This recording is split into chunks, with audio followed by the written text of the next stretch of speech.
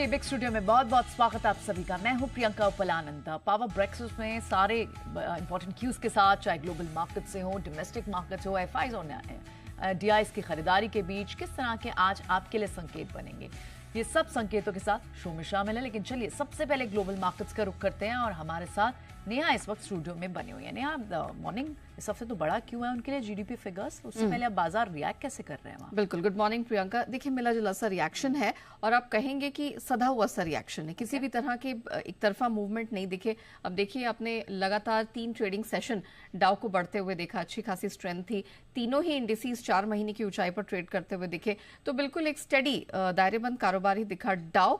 यहाँ पर हमने इसे ऑलमोस्ट 150 पॉइंट ऊपर से दिन के ऊपरी स्तर से गवाकर 106 पॉइंट नीचे बंद होते हुए देखा। नैस्डैक की अगर बात करें, 60-61 पॉइंट चढ़ने में कामयाब रहा, क्योंकि एनवीडिया में यहां पर रिकॉर्ड स्ट्रेंथ देखने को मिली, जिसका पूरा सपोर्ट नैस्डैक को मिला है। तो नैस्डैक आप कह सकते हैं कि कंटिन्यूअसली हरे निशान में क्लोजिंग का जो ट्रेंड है वो बरकरार रखे हुए। एसएनपी हालांकि हमने फ्लैट बंद होते हुए देखा है। मिडल ईस्ट में जिस तरह के सीजफायर के डेवलपमेंट से बाजार की उस पर नजर बनी हुई है।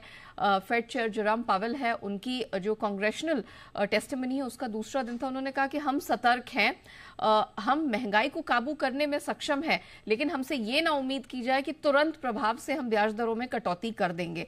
तो इस पर वो काफी हीट झेल भी रहे हैं।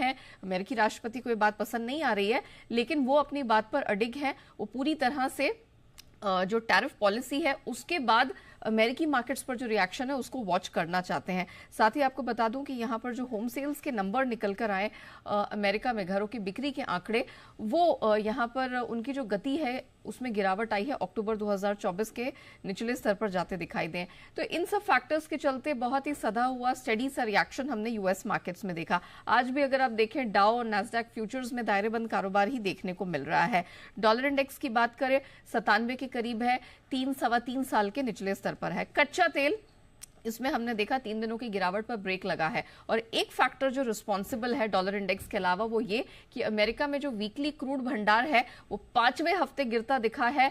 11 साल का ये सीजनल लो है और अनुमान से कहीं अधिक 58 लाख बैरल की गिरावट दिखी है। तो इस चीज को सपोर्ट कच्चे तेल को मिलता हुआ दिखाई दिया है। सोना चांदी देखा जाए तो यहाँ पर हल्का फुल्का ट्रेड दिखा है, थोड़ी निचले स्तरों से कुछ बार्गेन बाइंग, कुछ सपोर्ट आता हुआ दिखाई दिया है। मेटल्स में ज्यादा एक्शन नहीं है, दायरेबंद ट्रेड कॉपर में है। लेकिन कॉफी, ग्लोबल मार्केट में कॉफी की कीमतें बहुत तेजी से गिर रही हैं। रोबास्टा कॉफी 13 महीने के लोस पर आ गई है और अरेबिका कॉफी की कीमतें इसी महीने 12% हल्की हुई हैं। ऑल राइट, तो ये तमाम सारे